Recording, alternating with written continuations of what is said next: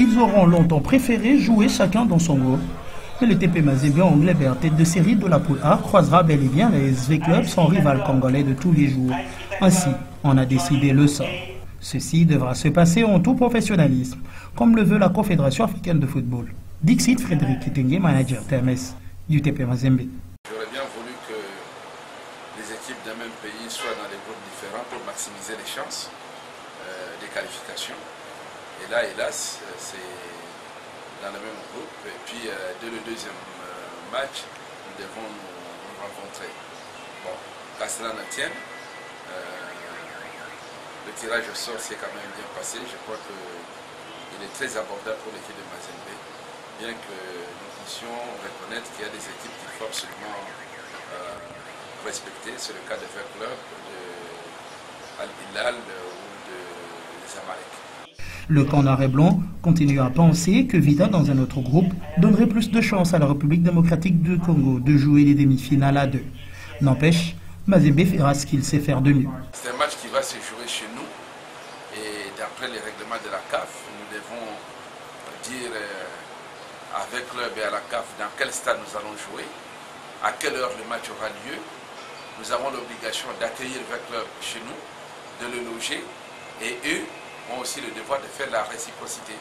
C'est un match tout à fait professionnel qui doit se jouer. Vous avez vu qu'après le tirage au sort, nous sommes restés longtemps, ça a même pris plus de temps que le tirage au sort, avec les responsables de Sport 5, parce qu'il y avait des problèmes très sérieux à régler sur le plan de la couverture médiatique de la Champions League. Et là, ce n'est pas un jeu parce que j'ai appris beaucoup de choses, il y a des gens qui sont en train de faire du délire. Mais maintenant, on est en face de la réalité. Donc, déjà, on doit rentrer à Kamadondo, au stade TP Mazembe, pour jouer ce match.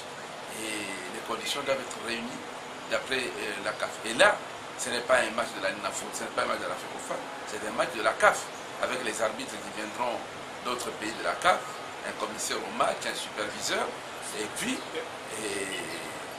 des étrangers comme Al Jazeera qui va faire le match avec ses envoyés spéciaux. Le calendrier enverra par deux fois en cette première manche les SV Club hors de ses limites.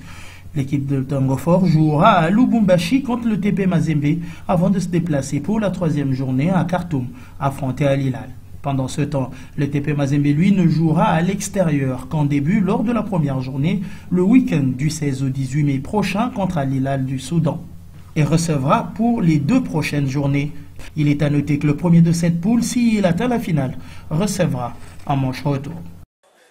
À ceci, on y ajoutera aussi le Zamalek, sûr de lui cette saison malgré le go prélevé. Mais loin d'avoir oublié les défaites en double confrontation contre Mazembe il y a une année. À cette question, son représentant choisit tout simplement de s'en aller.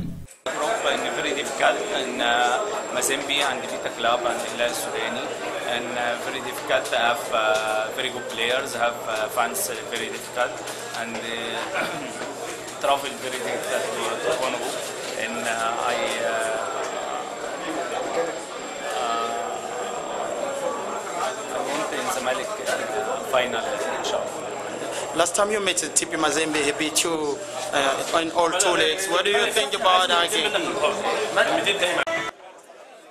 La poule B est purement maghrébine, dominée par les Tunisiens. On y ajoutera Al-Ali Benghazi, la surprise de cette saison. L'Espérance de Tunis voit plutôt un avantage financier en effectuant pas beaucoup de déplacements. Sur le plan logistique, on est satisfait. Bon, pour les équipes, les 8 équipes se valent. Sfax, lui, se dit prêt à aller jusqu'au bout, comme c'était le cas l'an passé. Pour jouer le Champions League, les 8 équipes qui sont qualifiées sont équilibrées. Donc, qui veut arriver à des stades avancés pour le Champions League doit gagner ses matchs, doit avoir le maximum de points. Et pour nous, on est indifférent pour n'importe quelle équipe qui soit. La Ligue des Champions se jouera cette saison 2014 sous un rythme marathon pour faire place au mondial. Une journée par semaine et la seconde manche débutera fin juillet 2014.